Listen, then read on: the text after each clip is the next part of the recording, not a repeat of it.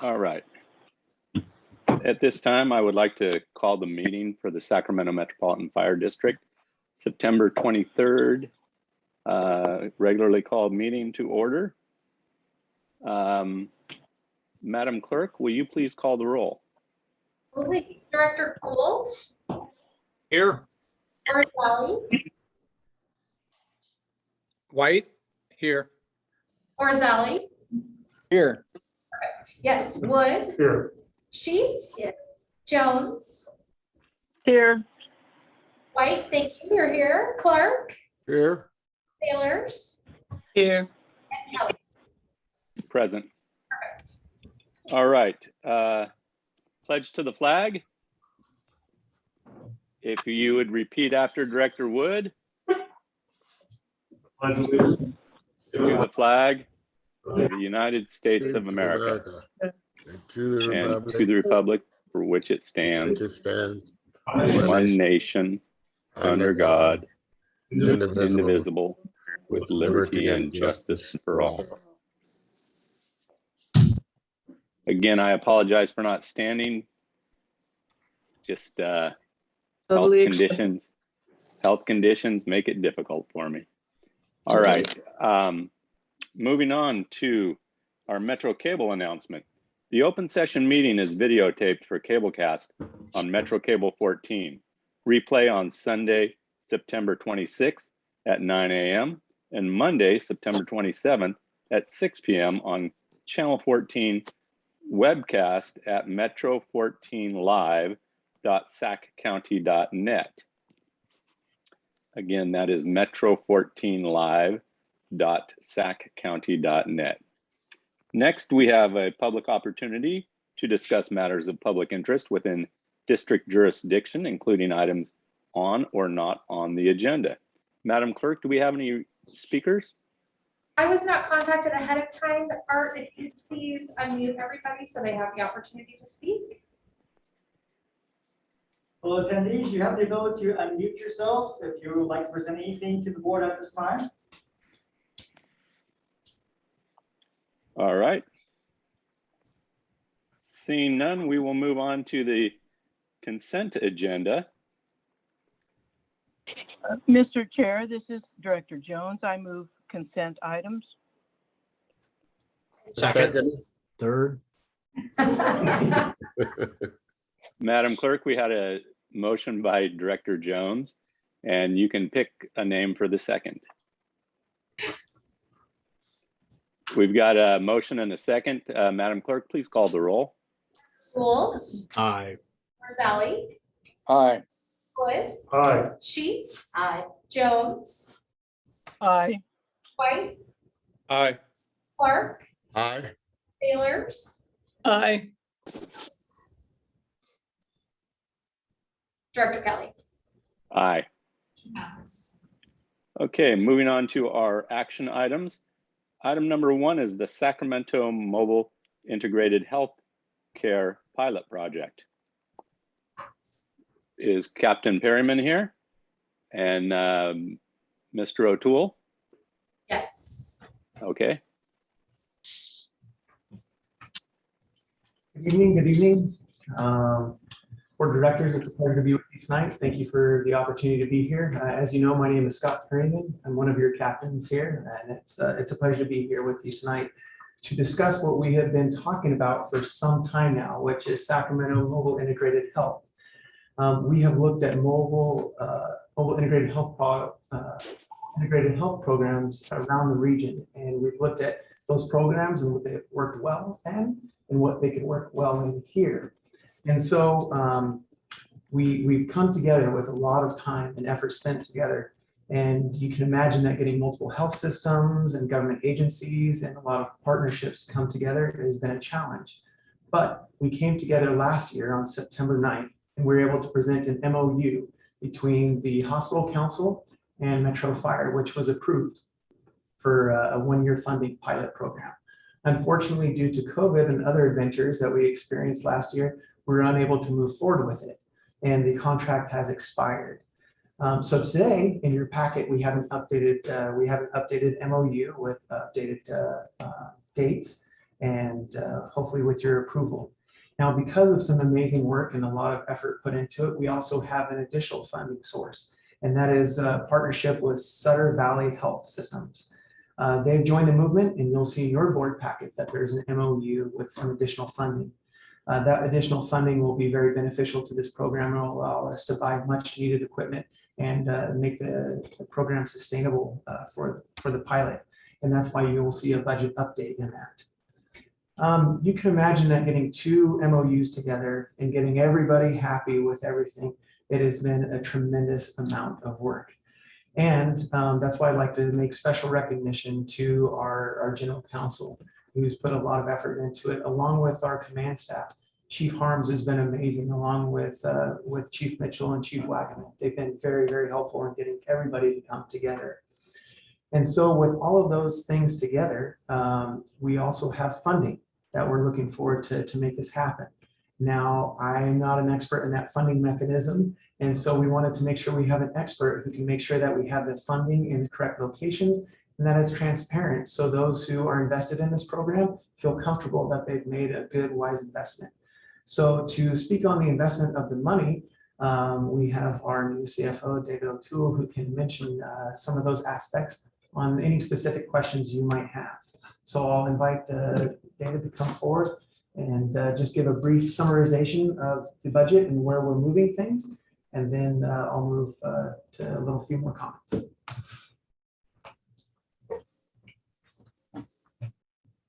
Good evening, President Kelly and members. I'm Dave O'Toole, the Chief Finance Officer. I'm already being called an expert. I've been strong out for 3 weeks. The Finance Division reviewed the proposed budget changes and for the MIH program, and we're requesting approval of two resolutions tonight. The first asks for budget amendments totaling $368,045 as a result of additional grant funding, coupled with the initial grant funding of $736,000 from last year, and will be carrying and carried over to the current year. The final budget amount of those two sums is $1,104,135 precise. And the second resolution before you tonight is for the shift for administrative costs. It's $80,135 from the grants fund to the general fund operating fund for the costs associated with administering MIH. The additional funds, as we said, were not known. These additional funds were not known when the budget was initially finalized a couple weeks ago. So we have the amendments before you today. So thank you for considering that as a request. Any questions, or turn it back over to Scott.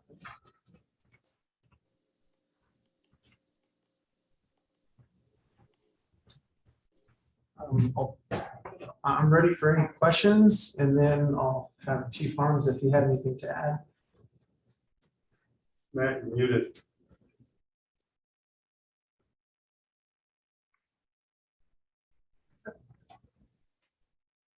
Nope, we've lost his audio.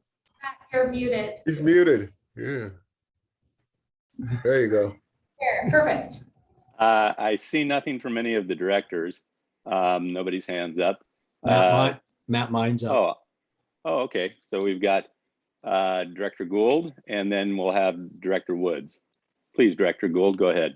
Thank you, Mr. Chair. Captain Perriman, could you just do me a huge favor and step in front of the little podium thing?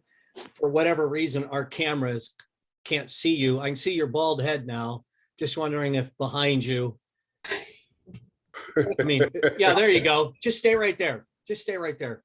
I appreciate all the work that you've done, and I've known that this has been a long haul for you personally, bringing all these different groups together. And I think few people can appreciate just how much work you've done. One of the questions that I have, and I apologize if I missed this in the readings for tonight's meeting, but can you share with me, not necessarily tonight, but in the future, can you share with me the matrix that you all are using to determine success of this integrated healthcare pilot? I would like to see what are some of the visions that you have and that your team has of how we can achieve success in this pilot to justify long-term investments. As you can imagine, I'm a little nervous that we're piecing this baby together from multiple different groups when it should be institutionalized for the next several decades. But if you could, when it fits your schedule, again, I'm not asking for this immediately, but if when you get a chance, if I could see what the matrix are that you're using as benchmarks for success, it sure would help me capture the vision beyond what you've provided. And thank you for being accommodating and stepping in front of that podium thing so I could actually see your face, since it's been about a year. Thank you, sir. Dr. Gould, absolutely. We'll sit down and discuss, and I can show you those matrix. You'll Perfect. very similar to some of the other programs that have had great success also. Excellent. Thank you so much. Director Woods, did you have something? Yeah, thank you, Chair. I echo what Director Gould said. You've commended others here, but I just want to make sure you get recognition, because I know this program has been on your shoulders since at least 2017 when we talked about it back in DC. So, well, it's good to recognize everyone else's work. You need to get recognized as well for all that you've done. So thank you for everything you've done to get us here. And if you could make that available, whatever you do with Grant, if you can make that available to us. Thanks. All right, seeing no other directors, Chief Harms. Thank you for the portion of it. Scott has done an incredible job, and he kind of briefly just said, you know, with a few other things going on, but if you look at our vaccination, testing, everything that we've done to keep this system running, and the ability to do it internally and not be reliant on others, Scott has really done that portion of it. It has been challenging, as you said, working with healthcare, who has all these things going on also, to be able to move it forward. So I'll be honest, I didn't think we would get it done in time, but we have. John and the rest of the staff have done just a tremendous job of finding, you know, the ability to pull these things together and being able to move forward. So I'm very happy to. It's taken a while, but I'm very happy for us to turn this corner right now and be able to start talking about the impact portions of it as we move forward. Good job. All right, thank you. And at this time, I would entertain a motion on that authorizes the fire chief to execute the memorandums of understanding by and between the hospital council and the Sacramento Metropolitan Fire District with Sutter Hospital and Sacramento Metropolitan Fire District for the MIH pilot program. What's your pleasure with that? I so move it. Second. Director Clark. We have a motion by Director Clark and a second by Director Gould. Madam Clerk, will you please call the roll? Director Gould, Aye. Rosali. Director Rosali. He's frozen. Uh-oh. Or he's having a stroke. No. No, good. Or Zolly, come on, buddy. No. Director You Wood, guys are so bad. Well, no, I'm serious. Somebody getting on the phone. yeah. Director Sheets. Aye. Jones. Aye. White. Aye. Clark. Aye. Sailors. Aye. Kelly. Aye. Motion passes. All right. We also have another portion of this item B, adopt a resolution amending the final budget for the general operating fund 212A for fiscal year 2021-22. Mr. Chair, okay, go ahead. Go ahead, Taylor.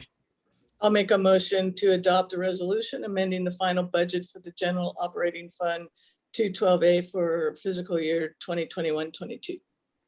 Second. We have a motion by Director Sailors and a second by Director Gould. Madam Clerk, will you call the roll, please? Director Gould. Aye. Wood. Aye. Sheets. Aye. Jones. Aye. White. Aye. Clark. Aye. Sailors. Aye. Kelly. Aye. Motion passes. And we have item C also. It is to adopt a resolution amending the final budget for the grant funds 212G for fiscal year 2021-22. I'll just I'll second make the things. Okay. Okay. I'll make a motion to adopt a resolution amending the final budget for the Grants Fund 212G for fiscal year, financial year 2021, 2022. Second. Thank you. We have a motion by Director Sailors and a second by Director Gould. I neglected, but any questions on the motion? Seeing no questions, Madam Clerk, will you please call the roll? Dr. Gould, Aye. Wood, Sheets, Jones, Aye. White, Aye. Clark, Aye. Taylors, Aye. and Kelly. Aye. Passes. All right. That concludes item 1, correct? All right. Moving on to item 2, the fiscal 2020 Assistance to Firefighters Grant Award Acceptance. Ms. Castleberry. Good evening, everyone. Pleased to be here tonight to bring the fiscal year 20 Assistance to Firefighters Grant Award Acceptance to the board. On February 10th, Metro Fire applied for a $3.5 million grant for the replacement of 90 cardiac monitor defibrillators. We have received that award. The award was slightly reduced, and that is due to the fact that there are caps for AFG and how much an agency can be awarded based on their population. And the maximum that Metro Fire can receive based on our population is $3 million, which, as you can see, we are a few dollars shy of that. So the award will provide just shy of $3 million in federal funds, and it will require a match of about $300,000 and an additional of around $260,000 in overage. That's just the total cost of the project. We are working on trying to work with procurement and utilizing some cost-saving contracting measures to reduce that overage so that the impact to the district will be actually less than that. So with that said, we have a resolution to accept the grant award.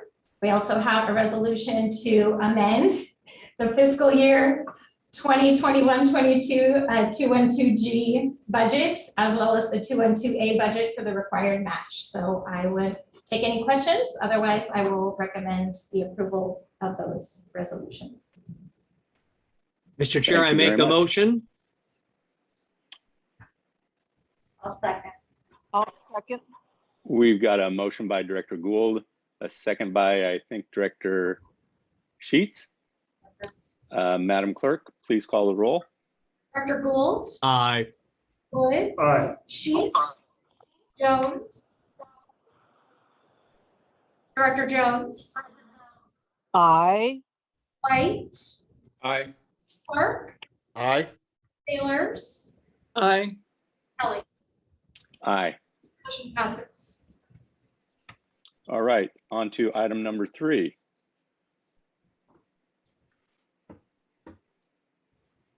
Do you have to do those budget amendments separately or no? Great. All right, next item is the fiscal year 20 Staffing for Adequate Fire and Emergency Response Grant Award, also affectionately known as SAFER. So back in March, the district applied for a approximately $11.5 million grant for 21 firefighting positions. And that award was funded in full.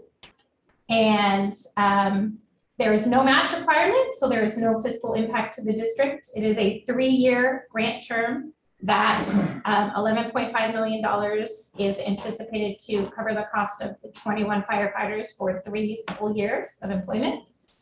And we are asking the board approve this grant award as well as amend the 212G budget to allow year 1 of those grant funds. Future years of funding will be included in those appropriate budgets. Mr. Chair, I make a motion, we accept. Second.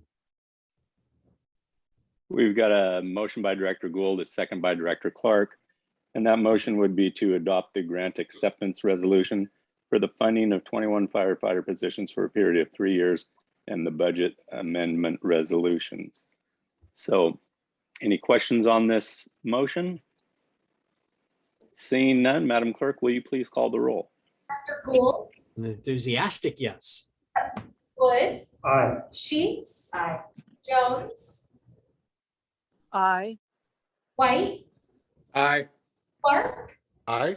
Sailors, Aye. Ellie. Aye. Motion passes. Has anybody checked in on Director Orzali? He is good. He's trying to rejoin the meeting. All right, Thank you. thank you. Okay. Moving on to reports. President's report. Well, now that I've got you all gathered, I have nothing to report. Fire Chief's report.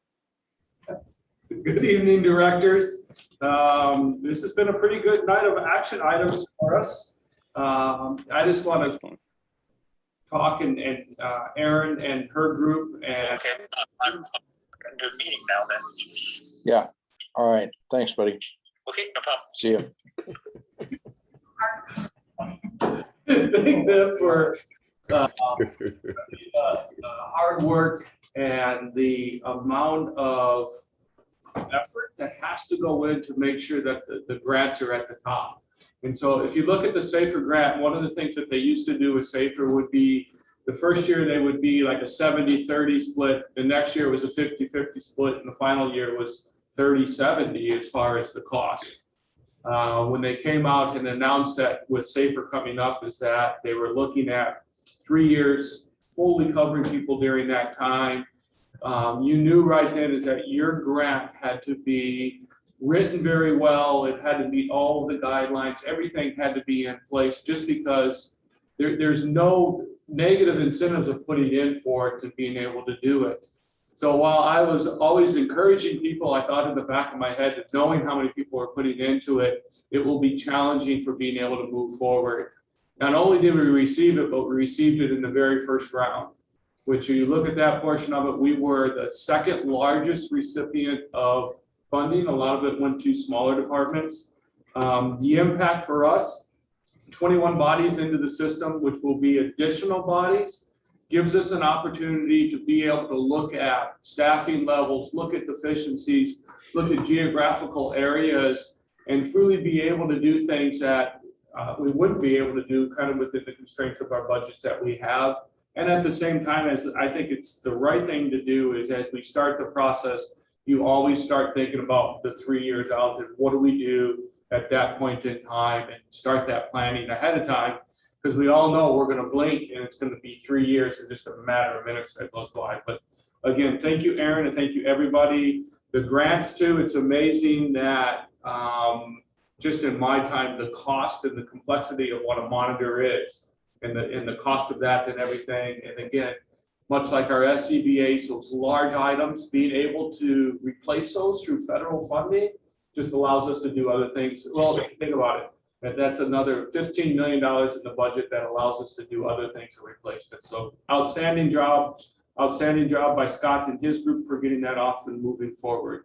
A couple things to go through, new hires. Marquis Tucker was hired as a position of a business application analyst. She will be working in the IT division and started on September 10th. We're recruiting now for captain engineers and firefighters internally for the air operations division as a rescuer. That will close in October. Some of the meetings for me personally, we continue to meet on the EMS side of it.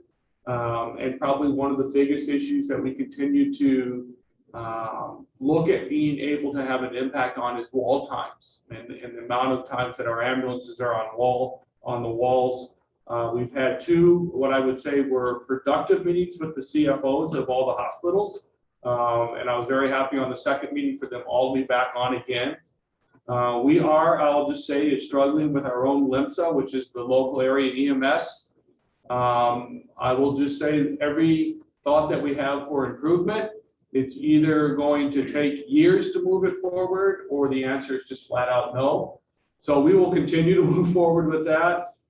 Our attorney, Bruce Scheitz, has been working with us very closely on our legally, what are the parameters that we have, and making sure that we're staying in those, and making sure that the anything that is said or anything that is proposed falls within the ranges that is legal for us to do, or if other people are saying it, that it's legal. And then the last thing is just looking at such a drawdown on ambulances is what are some additional surge protection things that we can do to make sure, because I feel at the end of the day, we all say our number one priority is service delivery, and the last thing that we want to do is have a company trying to decide, do I put the person in an engine and drive them to the hospital, or we're waiting for an ambulance to be able to come when we know that ultimately that's where they need to be. And I don't think it's appropriate to wait until something bad happens and then try to respond, but trying to be as proactive as we can for moving forward.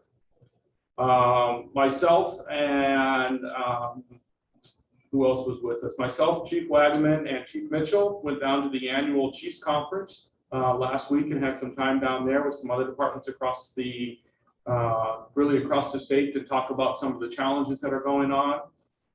Myself and Chief Mitchell really enjoy doing videos a lot. And so we've been trying to do as many videos as we can. I hope everybody else is enjoying them. Our last one, we updated on really statewide responses, you know. Actually today, everybody is home, but I bet by tomorrow we'll have additional people that are leaving. But deployments across the state and the impact of those, updates on staffing, our firefighter academy, our SRP academy, and the lateral recruitment updates that we did on there, and then just as always, COVID and where we're at, the best practices that we're following, and what information we're receiving from the county. I met with the Captain's Academy last Friday. We did kind of some expectations and leadership, but really did some opportunity for them to get up in front of the group and speak. I enjoyed it a lot. I don't think they enjoyed it quite as much. Labor management, we met earlier this week. We went through some things about texting for staffing, COVID, vacation bids. We started talking about the SAFER grants.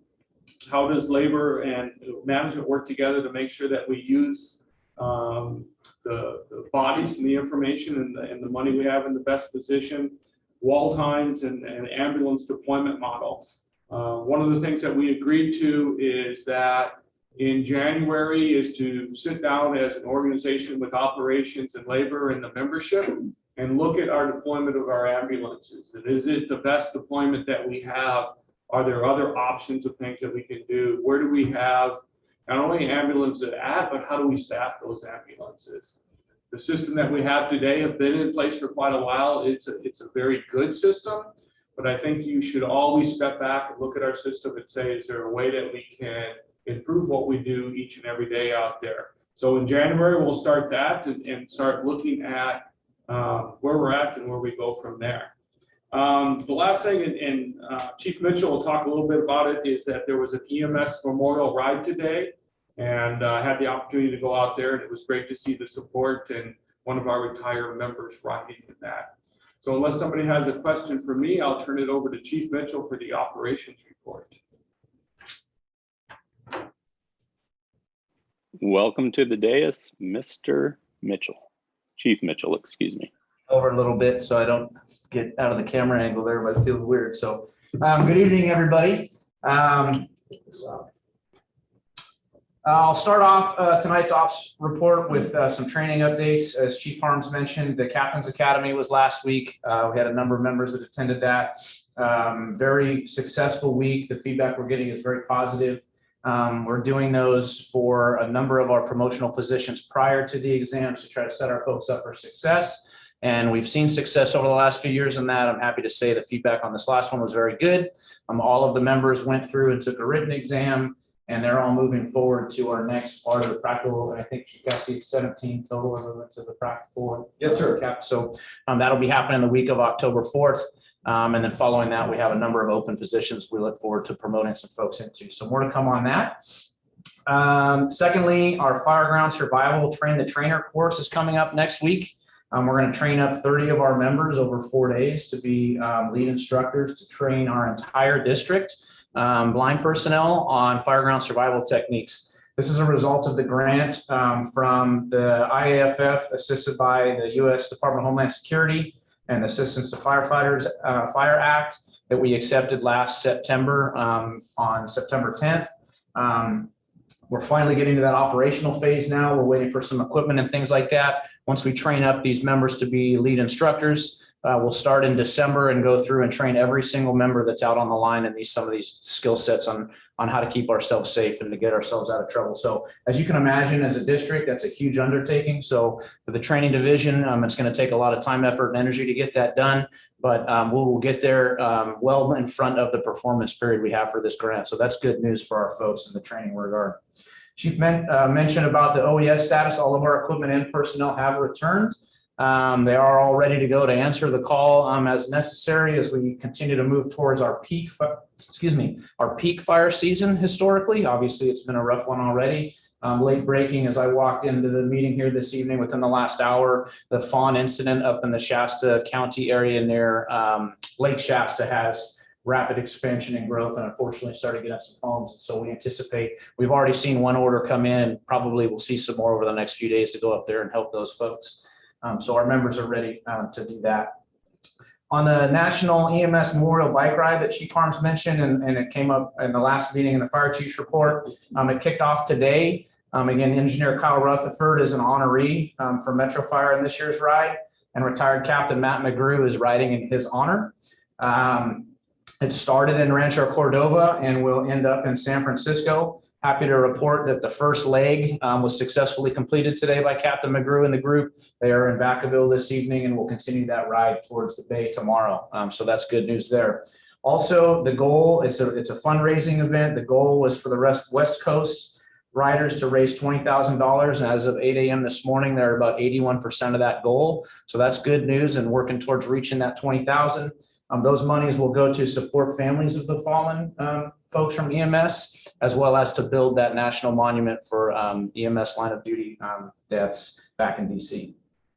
And then finally tonight on the statistics front, we've had 4,915 total calls since our last report, which is about 350 calls a day. It's right in that realm where we've been for a while now. We've had 20 building fires our members have responded to, 6 within our own jurisdiction. Engine 53 is the busiest. Medic 105 is the busiest ambulance. But the highlight tonight that I wanted to bring to everybody's attention that continues to really keep our situational awareness up is the call volume increases we've seen, and our crews are out there doing a great job.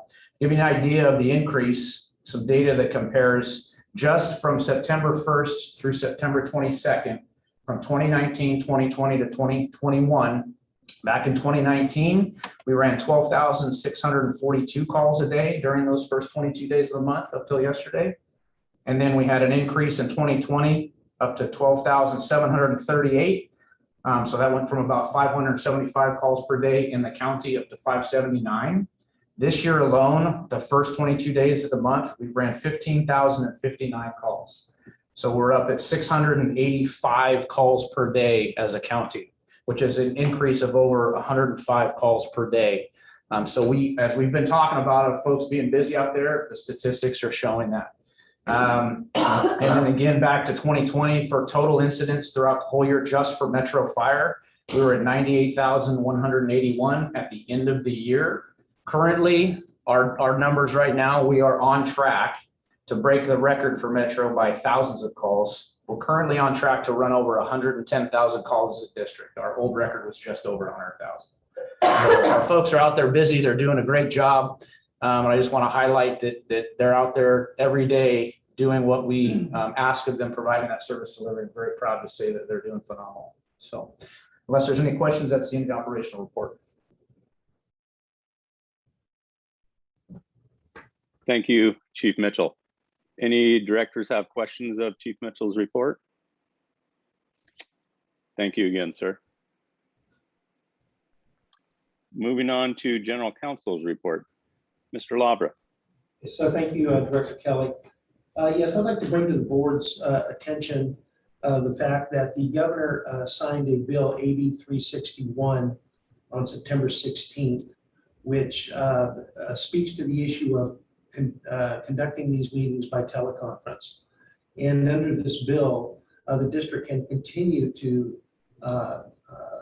have these meetings using the teleconferencing procedures that are in place now. However, there has to be some certain findings made by the board in order to do that. On September 20th, the governor signed an executive order which made AB 361 effective October 1st. So unfortunately for us, our meeting right now is falling in between the time of him signing that executive order and the date that the statute is to be implemented. And so for that reason, it's my advice that the board, if upon proper motion, can take up the issue as to whether or not they want to continue to conduct meetings by the teleconferencing procedures we're using now. If the board doesn't act on that tonight, then the next meeting would be an in-person meeting subject to teleconferencing procedures, but those procedures would be the old procedures that were in place under the government code prior to the time of the pandemic.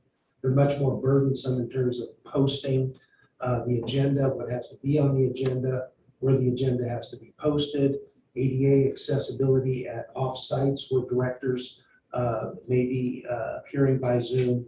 And so we'd be back in the situation that we were prior to the pandemic.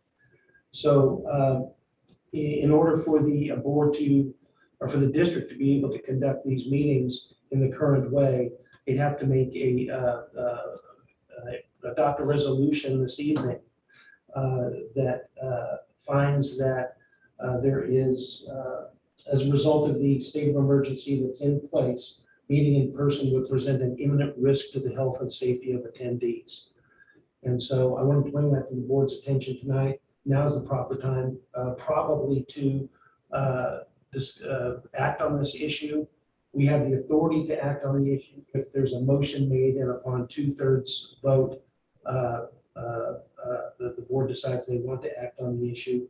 And like I said, if we don't, we're back to the old way come October 14th, unless the board has the option to meet in a special meeting between now and then to decide whether they wanted to continue with the procedures. Now, under the statute, the new procedures are basically the same as the procedures that are in place now. The statute specifies some additional procedures in terms of public comment section, the public comment section, and the time for public comment, and certain things like that that are details really that we already basically comply with. But I wanted to bring this to the board's attention and give the board the opportunity to decide that issue tonight. In my opinion, there's a sufficient foundation for the board upon proper motion and upon proper vote to hear it tonight. And then I also believe that there's a proper foundation for the board to vote to continue the same way and to find that there's an imminent risk of the health and safety of attendees. And I have some data on that, and you folks may also have your own information about how the state of emergency and the pandemic might be affecting attendees of these board meetings. And the last thing I would say is that by continuing to proceed this way, in my opinion, we're actually giving the public more access. The purpose of the statute is to allow board members to appear by video conference, but also to allow the public to appear by video conference. So by proceeding in this way, we're giving the public really the option. If they want to come in here and publicly speak or publicly monitor the meeting, they can. But if they feel uncomfortable in doing that, they have the option of doing that by teleconference, the way we're doing it now, or by telephone.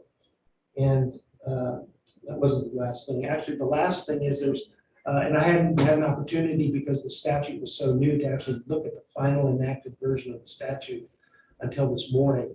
But there's also a requirement under the statute that the district has to revisit every 30 days, basically, this issue and reconsider the state of emergency and reconsider the issue of whether there's a continuing imminent threat or imminent risk to the health and safety of attendees. So if we decide to continue through all those procedures to continue with the way things are now, we have to revisit this roughly every 30 days. I can answer Mr. Chair, I make a motion that we identify that there is a timely need to add a resolution to this evening's board agenda. Thank you, Director Gould. I Director Gould second it. made okay. Director Gould made the motion. Director Clark seconded the motion to have the item put onto the agenda for discussion. Madam Clerk, will you please call the roll? Director Gould, Aye. Sally. Aye. I think you're muted, Director Orzali. You say aye. Can I do that, John? Is that good? No, and it has to be by roll call. Aye. Okay, perfect. Director Wood, Aye. Sheets. Aye. Jones, Aye. White, Aye. Clark, Aye. Sailors, Aye.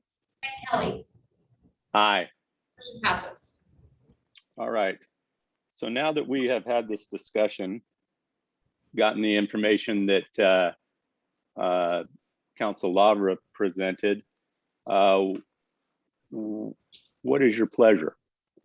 So shall we, I guess a motion would be in order to go ahead and affirm that we wish to keep directors safe and continue under the premise that we have in order to maintain everybody's health and well-being.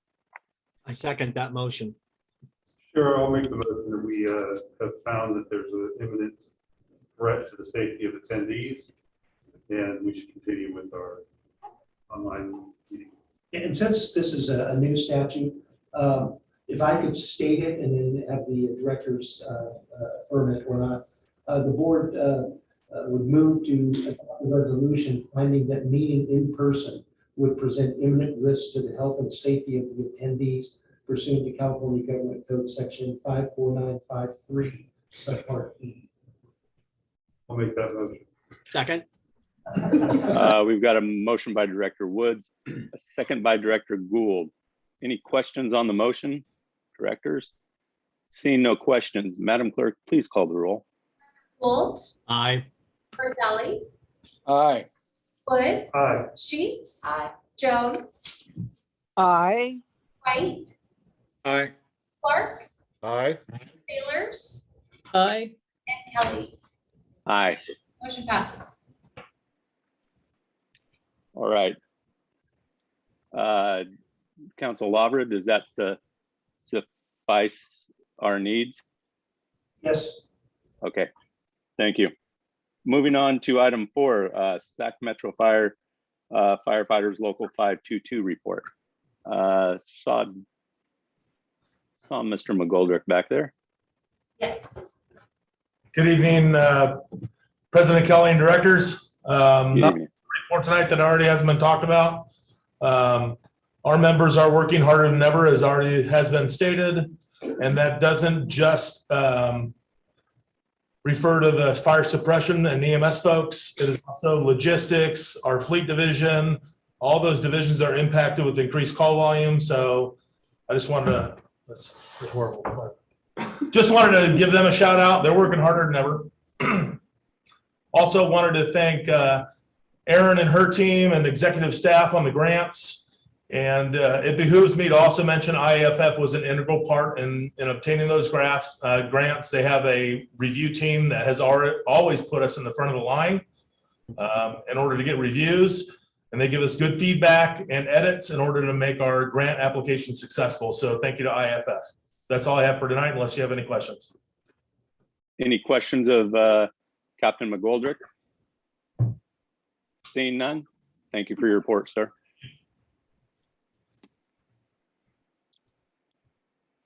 Moving on to committee and delegate reports. Executive committee, nothing to report. Communications Center JPA, Deputy Chief Wagaman. Oh, look at that.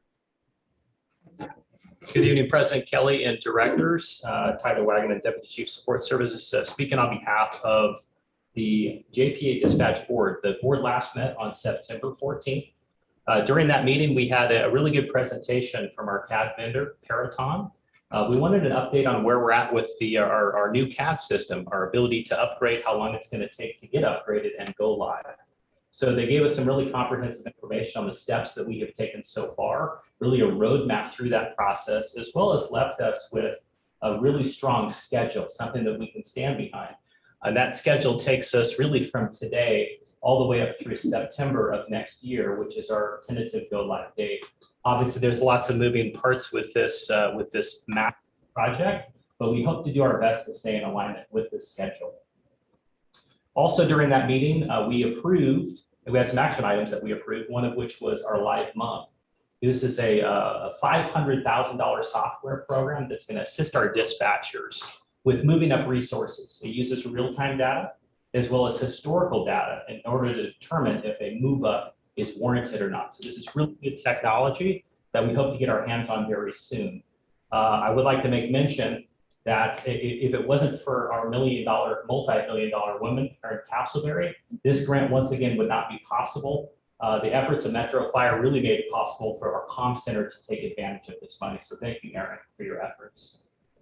Also, we approved a software program for our phone system. It's called Automatic Call Distribution. And what this does is it actually identifies specific people that are going to receive 911 calls within the center. So if we have 5 call takers, the first calls that come in will go specifically to each one of those call takers. So the days of a phone ringing in the background and waiting for someone to pick it up or not knowing if someone's on the phone or not are hopefully going to go by the wayside. So if we have a command radio operator and the phone rings in their ear, the system already knows that each one of the call taker positions are already answering calls. So this is very important technology when we're talking about increased call volume at over 100 calls per day, as Chief Mitchell made mention to, over 110,000 calls right this year. That's going to equal over 600,000 911 calls. So enormous amount of calls are getting pushed through our comm center each and every year, and our ability to tap into these new technologies and disperse those calls accordingly is going to help out our dispatchers dramatically. In addition, we want to update you on our academy. So Chief Bailey, as well as his deputy directors and staff, are doing a great job with the new academy. They hired 12. Unfortunately, there was a couple that dropped out of the process just before they started, but I'm happy to report they just finished week 2, and they have 10 dispatch recruits still in the process, and we hope to finish with 10. They have 4 weeks remaining, so I hope to update you at the next board meeting that they'll have 10 in the process because they're very much needed at this point. With that, that concludes my report. The board will meet once again on October 12th here at the Metro headquarters. Any questions? Any board members have questions of Deputy Chief Wagaman? Thank you for your report, sir. Moving on to the California Fire and Rescue Training JPA, Chief Harms. We have not met since our last meeting. Our next meeting is tomorrow at 10:30. Says 4 p.m. on the schedule, but I'll trust you know when the meeting's actually going to happen. All right, moving on to Finance and Audit Committee, Director Orzali. Finance and Audit Committee has not met. Our next meeting is scheduled for the 28th of October. Thank you, sir. Policy Committee, Director Gould. No report. All right. How about the Redistricting Ad Hoc Committee? Ms. Sailors. The Ad Hoc Committee, which has Director Jones and Director Orzali and myself on it, we met on September 21st via Zoom with the Operations Officer, Chris Chappie, and the Chief Administration Officer, Kimmy Sargentini from Redistricting Partners via a Zoom meeting. We discussed the fact that we are approximately 24% out of compliance, having divisions 4, 6, and 7 being overpopulated and division 9 being underpopulated when all the divisions are compared. We talked about various ways to divide the district using major streets, rivers, and fire station locations. We gave direction to redistricting partners to consider all of these items discussed and to return to our next meeting with 2 or 3 different maps for us to consider. Our next meeting is scheduled for October 6th, tentatively at 3 p.m. via Zoom. Director Sailors, thank you for your report. Mhm. Moving on to board members' questions and comments. Director Orzali.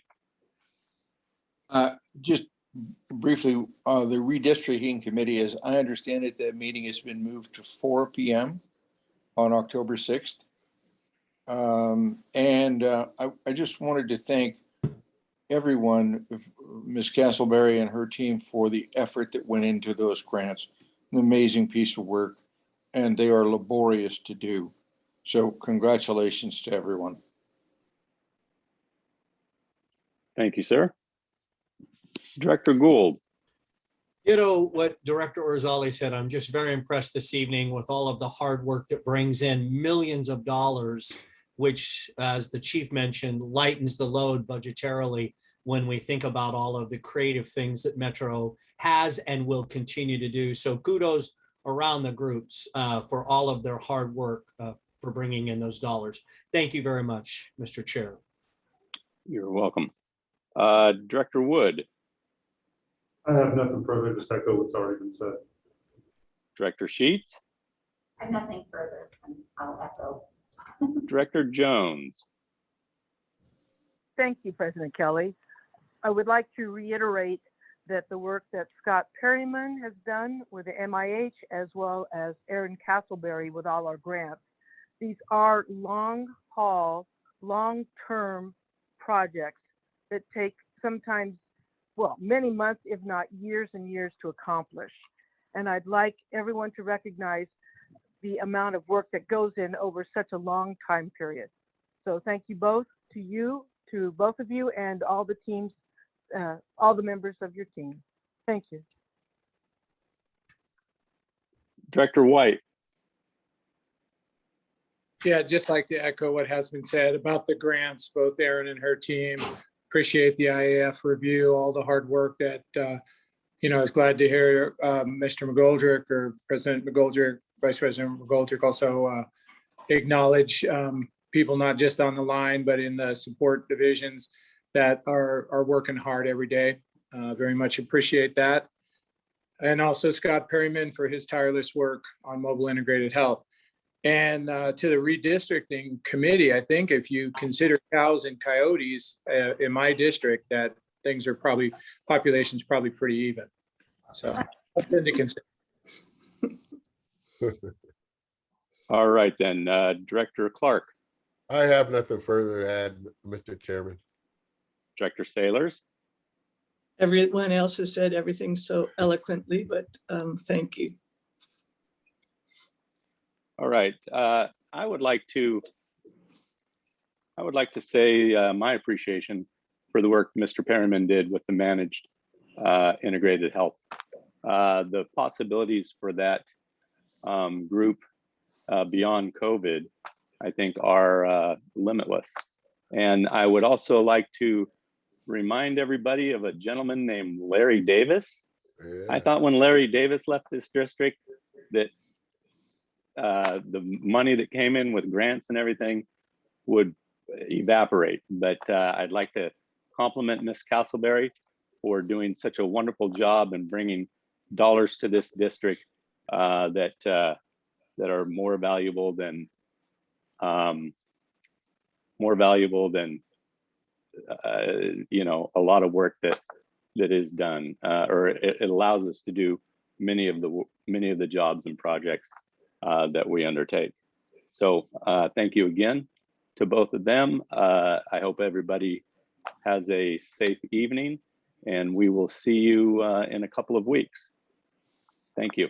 This concludes, I call adjournment of the Sacramento Metropolitan Fire District's Board of Directors meeting.